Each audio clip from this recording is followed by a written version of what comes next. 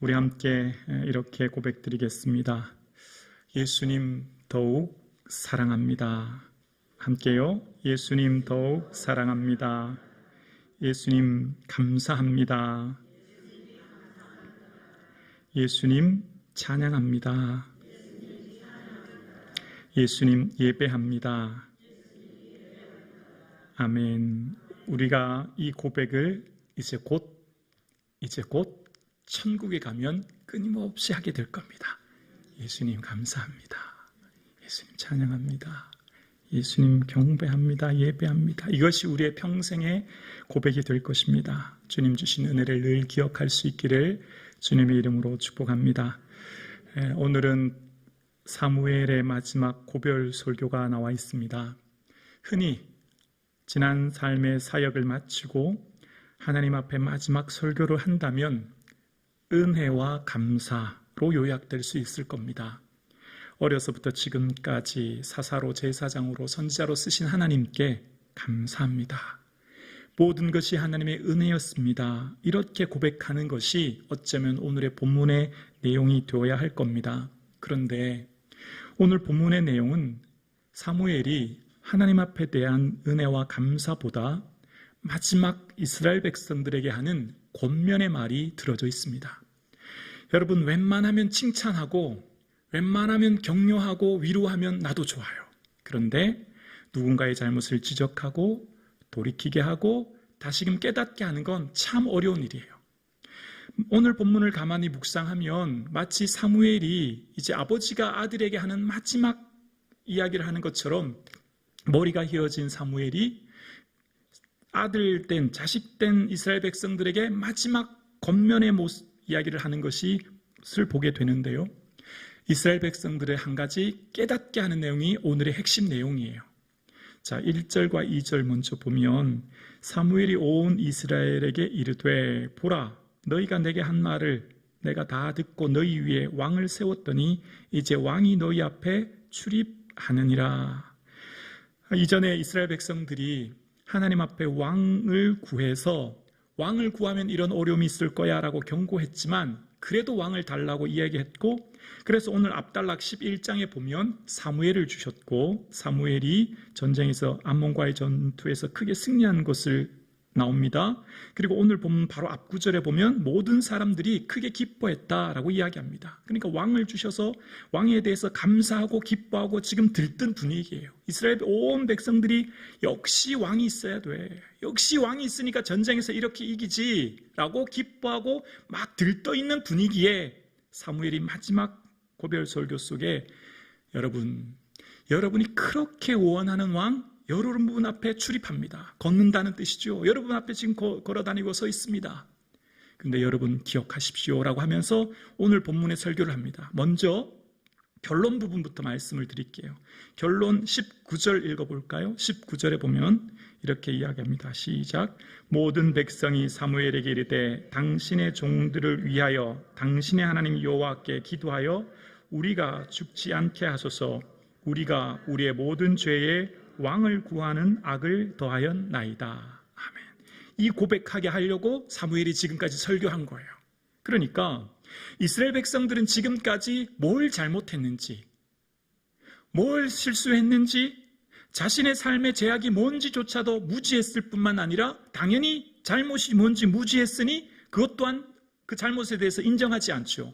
그러니까 지금 이스라엘 백성들이 전체 왕이 사울 왕을 뽑아준 거에 대해서, 전쟁에 승리한 거에 대해서 한껏 도취되어 있는 그때 사무엘은 마지막 고별 속에서 여러분은 지금 큰 잘못을 했는데 돌이키셔야 됩니다.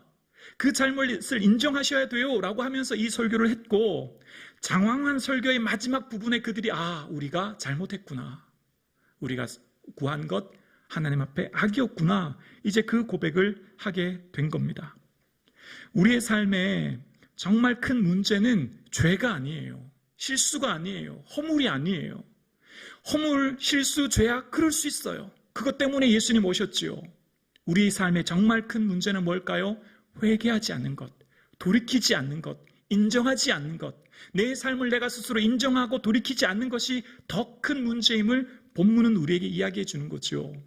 정말 우리의 삶 가운데 무엇이 문제일까요? 내가 누군가의 골칫거리라는 것을 내가 모르는 거예요. 내가 누군가의 문제거리라고 하는 것을 내가 모르는 거예요. 내가 누군가의 상처를 주고 있다는 걸 내가 모르는 거예요. 우리의 삶의 큰 문제는 뭘까요? 나만큼 신앙생활을 있는 사람 있으면 나와보라고 해라고 하는 나의 의로움이에요. 오늘 본문을 통해 이스라엘 백성들은 그들의 잘못된 죄악이 무엇인지를 알지 못하고 있는 그들에게 마지막 고별 소교 속에 그들의 삶의 진정 잘못이 무엇인가를 깨닫게 하고 있는 것을 보게 되어집니다. 그러면서 사무엘이 이야기합니다. 2절이요. 보라, 나는 늙어 머리가 휘어졌고 내 아들들도 너희와 함께 있느니라. 내가 어려서부터 오늘까지 너희 앞에 출입하였거니와. 여러분, 사무엘은 어려서부터 아이 사무엘이 성막에서 하나님의 일을 봉사했던 것 기억나시죠? 그러면서 이제 나이가 많아 머리가 휘어졌습니다. 그리고 오늘 무엇이라고 고백하냐면 내가 어려서부터 오늘까지라고 고백합니다. 여러분, 믿음은 현재형이에요. 지금 믿음이 중요한 거예요. 사무엘이 지금 과거에 내가 어려서부터 지금까지 뭘 했는지에 대한 업적 얘기하는 것이 아니라 오늘, 지금 이 시간의 믿음을 고백하는 거예요. 오늘 함께 성북중앙교회를 섬긴 우리 사랑하는 장로님, 권사님, 지나온 시간 수십 년 동안 교회를 섬기셨죠. 너무너무 소중한 일이에요. 감사한 일이에요. 정말 하나님께 영광을 돌릴 일입니다. 근데 더 중요한 것은 지금이에요. 지금 내 현재의 신앙의 모습이 어떠한지를 돌아보셔야 합니다. 그래서 사무엘의 삶은 언제나 설교할 때, 언제나 이스라엘 백성들에게 권면할 때 항상 현재형으로 이야기합니다. 어려서부터 오늘까지 내가 너희 앞에 섰다라고 고백합니다. 이후에 블레셋과의 전쟁을 통해 승리한 사무엘은 사무엘상 7장에 에베네셀이라고 하는 돌을 세우면서 여호와께서 여기까지 우리를 도우셨다 고백합니다. 사무엘의 믿음은 언제나 현재형인 것을 고백하고 있죠. 오늘 함께 예배드리시는 사랑하는 성북중앙 가족 여러분, 과거의 성북중앙교회는 더 이상 얘기하지 마세요. 이제 미래를 향해, 비전을 향해 나아가셔야 합니다. 과거의 영광, 과거에 있었던 일 다 하나님께 올려드리고 이제 더 이상 과거에 도취되어 오늘을 살 수 있는 것이 아니라 이제는 미래를 보고 나아가셔야 합니다. 앞으로 해주실 비전과 꿈을 이야기하셔야 됩니다. 우리에게 주신 하나님의 놀라운 은혜를 바라보시고 앞으로 주실 꿈을 꾸며 미래를 향해 나아갈 수 있는 그 은혜가 있기를 주의 이름으로 축원합니다. 우리의 사랑하는 자녀들 믿음 안에 기도하기를 바라보시고 내가 주님 앞에 기도함으로 우리의 다음 세대들이 주님 앞에 나오기를 꿈꾸시고 우리 몸된 교회를 통해서 온 교회가 내 집은 만민의 기도하는 집이라 말씀하셨으니 기도하는 교회 되기를 꿈꾸시고 내가 먼저 주님 앞에 기도하고 예배하는 그런 교회 될 수 있기를 주의 이름으로 축원합니다. 오늘 이 시대의 많은 교회들이 기도가 사라지고 기도의 열정이 식어지고 온전히 하나님을 향한 뜨거운 열정과 야성이 싫어지는 이 시대에 하나님 앞에 뜨겁게 기도하고 주님 앞에 성령의 충만한 몸된 교회 되기를 주님의 이름으로 축원합니다. 하나님께서 은혜 주셔서 금요 성령 기도회가 날마다 모이는 수가 더해져서 성령의 충만한 은혜를 경험함으로 정말 이 시대 많은 교회들이 금요 기도회가 사라지고 교회 모여 기도하기가 사라지는 이 시대에 성북중앙교회는 성령이 충만하여 은혜와 권능과 역사를 경험하는 그런 교회가 될 수 있기를 꿈꾸는 저와 여러분 되기를 주의 이름으로 축원합니다. 그렇습니다. 우리에게 믿음은 언제나 현재형입니다. 그래서 사도 바울도 그의 삶에 선한 싸움 싸우고 달려갈 길 마치고 믿음을 지켰으니 이제 후로는 나를 위하여 의의 면류관이 예배되었다 고백합니다. 그렇습니다. 오늘 함께 예배드리시는 사랑하는 장로님, 권사님, 집사님, 이제 지나간 모든 영광 하나님께 올려드리시고 이제 내 남은 앞으로 얼마 남지 않은 인생 내게 주신 뜻과 계획과 비전 바라보시고 내가 이제 주님을 향해 이런 것은 결단하리라. 내가 이제 주의 몸된 전을 향해 내가 이제 주 예수 그리스도 위에 내 남은 인생 가운데 이것만은 결단하리라 고백하는 이 시간 되기를 주의 이름으로 축원합니다. 새로운 결단, 새로운 다짐, 새로운 헌신, 새로운 각오, 새로운 열정이 저와 여러분에게 있어질 수 있기를 주님의 이름으로 축복합니다. 그러면서 사무엘은 지나온 삶에 내가 어떻게 여러분을 다스리고 함께 섬겼는지에 대해서 3절로 4절에 이야기합니다. 나는 여러분에게 압제하거나 강탈하거나 탈취하거나 속여 빼앗은 것이 있느냐 묻고 그런 것이 없다고 얘기하죠. 왜 이런 얘기할까요? 사무엘이 나는 이처럼 의로웠다, 나는 이처럼 여러분 잘 섬겼다 내 자랑하려고요? 아니에요. 왜 지금 사무엘이 얘기하죠?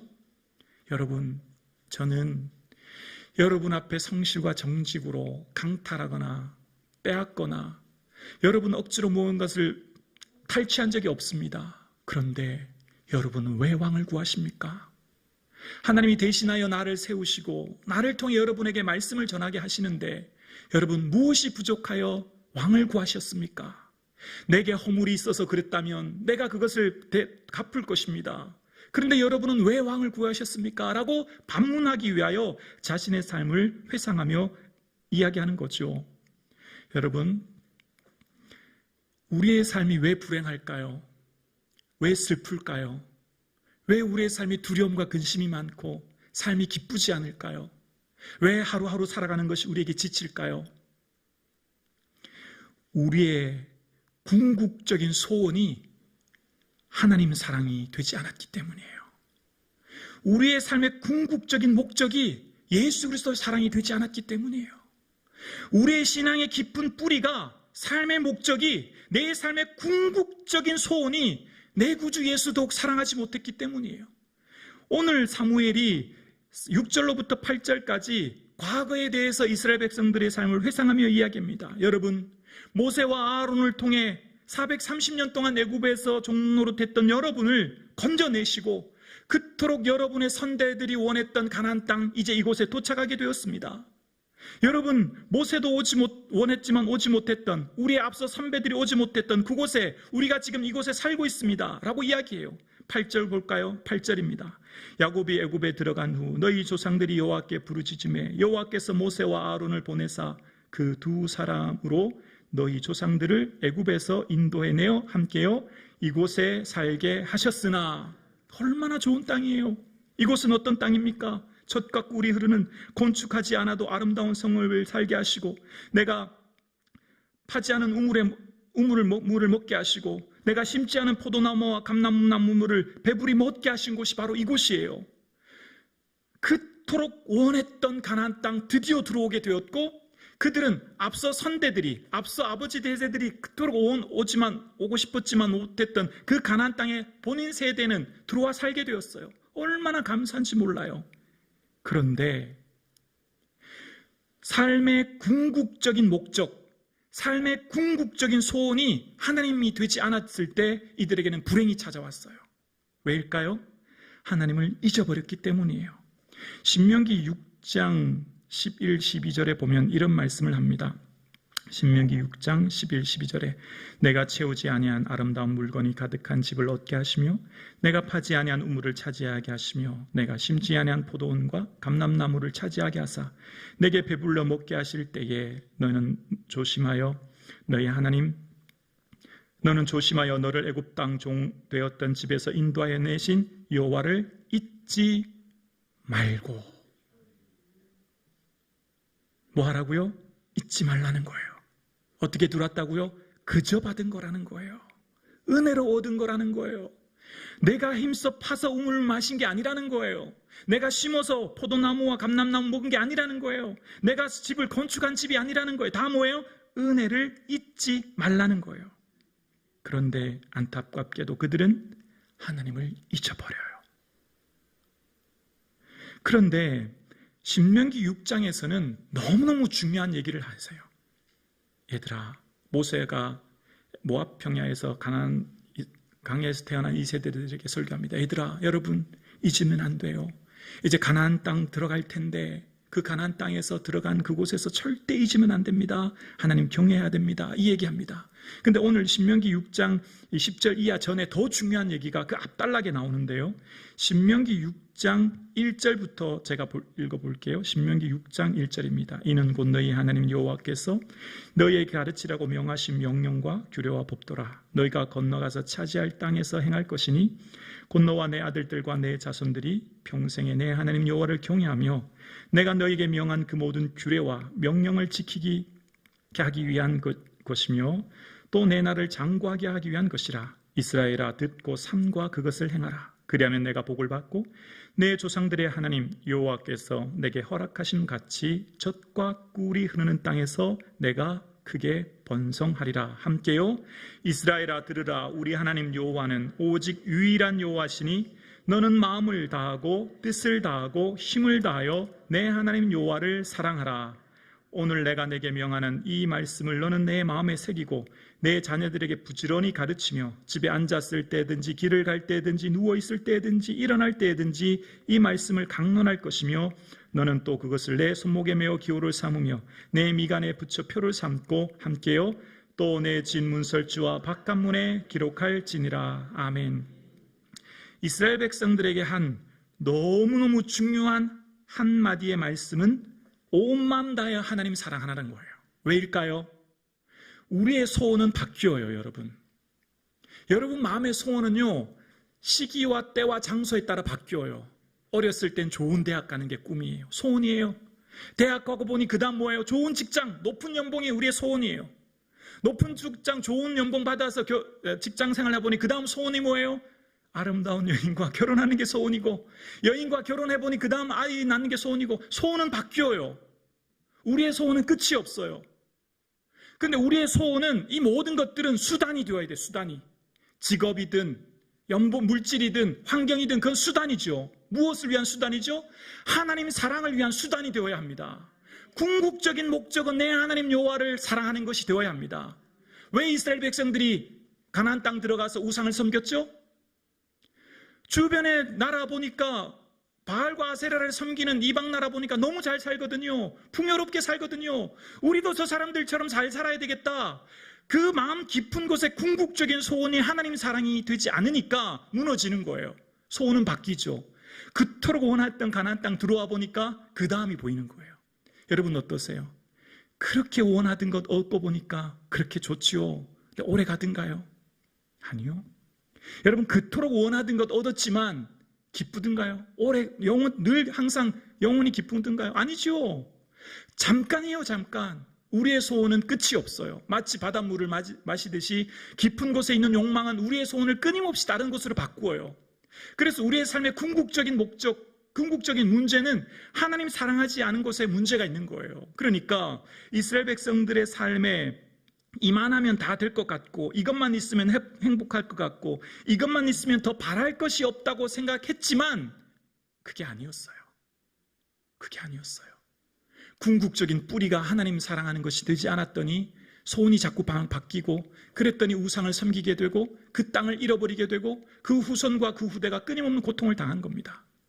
우리의 삶의 궁극적인 문제는 인생의 최종 목적, 삶의 궁극적인 소원이 예수 사랑 되어질 수 있기를 주의 이름으로 축원합니다. 이것이 우리의 궁극적인 목적이 되어야 합니다. 그래서 우리가 천국 가는 거잖아요. 예수님과 더 오래 있고 싶어서, 예수님 사랑해서, 예수님 보고 싶어서 천국 가는 거잖아요. 여러분, 이 세상을 살아가는 우리의 삶 가운데 우리의 삶에 수많은 소원들이, 수많은 계획들이, 수많은 바람들이 있지만 사실 그것은 그때뿐이요, 잠시뿐입니다. 끊임없이 우리 안에 있는 욕망은 새로운 소원, 새로운 꿈, 새로운 비전을 그것을 찾게 하기 때문이에요. 그래서 이스라엘 백성들의 삶에 놓치고 있었던 한 가지는 그 깊은 곳에 마음을 다하고 뜻을 다하고 힘을 다하여 하나님 사랑하지 못한 것이 그들의 삶의 최대의 실수였던 거죠. 아굴은 하나님 앞에 기도합니다. 하나님, 내가 죽기 전에 두 가지를 구합니다. 허탄과 거짓을 멀리하시고 가난하게도 마시고 부하게도 마셔서 필요한 양식을 주옵소서. 삶의 궁극적인 목적이 하나님 사랑이니 이 세상에서 가난과 부요보다 필요한 양식으로 온전히 주님만 바라보기를 원한다는 거예요. 다윗의 삶의 궁극적인 소원은 한 가지 일, 그 소원은 시편 27편에 내가 여호와께 바라는 한 가지 일, 그것을 구하리니 내가 내 평생에 여호와의 집에 살면서 여호와의 아름다움을 바라보며 그의 성전에서 사모하는 그것이라 고백합니다. 다윗은 언제 한 번도 하나님, 제가 왕위를 얻기를 원합니다, 군사와 무기력을 주십시오, 부요함을 얻기를 원합니다, 장수를 원합니다, 그런 내용 구하지 않았습니다. 다윗의 인생의 궁극적인 한 가지, 하나님 성전 사랑하고 하나님 더욱 바라보며 살기를 원한다는 것이었고, 이것이 하나님 마음에 합한 것이었고, 이것이 하나님 마음에 합한 다윗의 삶을 세우셔서 그 후손으로 예수 그리스도를 나게 하시고 그를 통해 은혜를 주신 거죠. 오늘 여러분의 삶의 궁극적인 소원이 뭐예요? 여러분 삶에 그토록 원하는 정말 궁극적인 삶의 의미, 내가 그토록 원하는 게 무엇입니까? 우리 구주 예수 더욱 사랑하기를 주의 이름으로 축원합니다. 이것만이 바뀌지 않습니다. 이것만이 우리의 참된 기쁨입니다. 이것만이 우리에게 참된 소망이 될 것입니다. 결국 변하지 않은 영원한 기쁨이 예수 더욱 사랑하는 것이요, 예수 사랑 안에 있는 참된 행복을 누릴 수 있는 저와 여러분 되기를 주의 이름으로 축원합니다. 여기에 우리의 소망이 있어요. 기쁨이 있죠. 변하지 않은 은혜입니다. 그런데 안타깝게도 9절에 보면 본문 9절입니다. 그들이 그들의 하나님 여호와를 잊은지라. 그들은 잊어버리고 말았어요. 하나님 더욱 사랑해야 된다, 하나님 주신 은혜를 기억해야 돼 라고 했지만 하나님 없는 풍요는 화였고 하나님 잊은 성공은 화가 되었던 것이죠. 이스라엘 백성들에게 그토록 기억하라고 끊임없이 이야기했던, 그래서 그들에게 안식일을 지키고 절기를 지키고 끊임없이 하나님 앞에 나오라고 했던 그 하나님의 마음을 잊어버린 그들에게 하나님께서는 이후에 책망하셨고, 그들이 삶에 무엇을 구해야 될지를 알지 못했던 그들이 하나님 앞에 구하는 이런 것을 구했죠. 12절 보면 너희가 암몬 자손의 왕 나하스가 너희를 치러옴을 보고 너희의 하나님 여호와께서 너희 왕이 되심에도 불구하고 너희가 내게 이르기를 아니라 우리를 다스릴 왕이 있어야 하겠다 하였도다. 이스라엘 백성들은 이전까지만 해도 하나님께서 왕이 되셨고 그들의 필요를 채우셨고 그들을 다스리셨는데, 그들은 보여지는 왕, 눈앞에서 호령하는 왕을 구했고 그 왕이 하나님 앞에서 구함으로 그것이 그들의 나라와 생명을 지켜줄 것이라 생각했습니다. 그들의 소원은 참으로 부끄러운 소원이었어요. 그들의 소원은 참으로 어리석은 소원이었어요. 여러분, 하나님께서 마치 어린아이가 이렇게 부모님께 때를 쓸 때 막 대굴대굴 굴고 막 때를 쓰면 어쩔 수 없이 허용해 주실 때가 있듯이, 하나님께서도 너무너무 왕을 구하는 이들에게 하나님 그냥 허용해 주시는 거예요. 이것을 징벌적 허용이라고 이야기합니다. 그것이 결코 그들에게 복이 될 수 없지만 그토록 원하니 어쩔 수 없이 허용해 주시는 거예요. 우리의 삶에, 내가 살아가는 삶 가운데 하나님께서 내버려 두시는 것, 로마서 1장에 보면 그 상실한 마음대로 내버려 두셨다라고 이야기합니다. 이것을 유기라고 하죠. 이것이 하나님의 가장 큰 징벌입니다. 하나님 사랑하는 자는 징계하시죠. 매를 들어 책망하시죠. 그런데 하나님께서 정말 무서운 징벌은요, 유기하시는 거예요. 버려두시는 거예요. 아무런 신경 쓰지 않는 거죠. 우리의 삶에 두려워할 게 무엇일까요? 우리가 정말 두려워해야 될 게 뭘까요?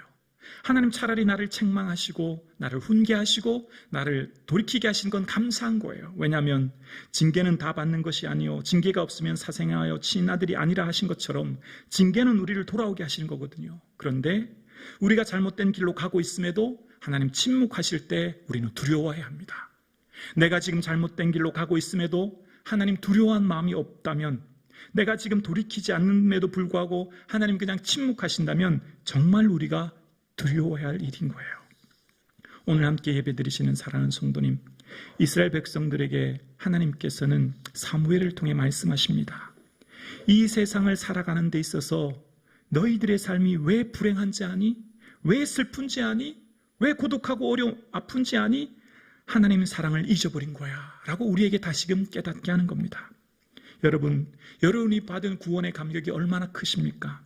흔히 로또는 814만 분의 1이라고 이야기합니다. 814만 분의 1이라고 하는 것은 벼락 맞을 확률이라고 이야기합니다. 사실 불가능한 거죠. 그런데 여러분께서 받은 구원의 은혜, 여러분 얼마나 감사하고 계신지요? 우리를 구원하시기 위해 하나님이 얼마나 준비하신지 아세요? 창세전에 준비하셨어요. 창세전에. 100년, 200년이 아니에요. 온 우주를 창조하시기 이전에 나를 택정하시고 하나님 나를 구원하시기 위해 준비하셨어요. 하나님의 구원 계획은 얼마나 크고 놀라운지 몰라요. 그런데 우리가 그 하나님의 은혜, 예수 피로 구원해 주신 이 구원의 은혜를 하찮게 여기고 기뻐하지 않고 감사하지 않고 세상의 것들 바라보고 세상의 것들 더 얻지 못해 불행해하고 슬퍼하는 건 아닌지요? 함께 예배드리시는 사랑하는 성도님, 예수님 사랑하면 우리의 소원이 바뀝니다. 예수님을 진정으로 사랑하면 내 삶의 목적이 바뀌어요. 예수님이 좋아서 하는 말이 전도가 되고요. 예수님이 좋아서 하는 생각은 기도가 되고요. 예수님이 좋아서 하는 노래는 찬양이 되고요. 예수님이 좋아서 하는 봉사는 섬김은 봉사가 되고요. 예수님이 좋아서 하는 모든 행동은 예배가 되는 거예요. 그래서 이 세상을 살아가는 모든 순간 속에서 예수님을 사랑하며 살아가는 모든 삶의 자리가 천국이 되는 거죠. 초막이나 궁궐이나 내 주 예수님 내 주에 계시기에 마치 사랑하는 아들이 아빠가 있어서 행복해요 라고 고백할 때 아빠의 마음이 행복하듯 예수님이 계셔서 행복해요, 예수님이 계셔서 나는 즐거워요 라고 그 하는 고백 속에 예수님도 함께 기뻐하시는 것이죠. 함께 예배드리시는 사랑하는 성도님, 사단은 욥에게 이런 것을 하나님께 질문하죠. 욥이 어찌 까닭 없이 하나님을 경외하리까? 무슨 말입니까? 사단이 하나님께 질문합니다. 욥이 하나님을 경외하는 것, 복을 받아서 부요해서 자녀들이 잘 되고 토지 소산물이 많아서 하나님 경외하는 거겠죠? 라고 질문한 거였어요.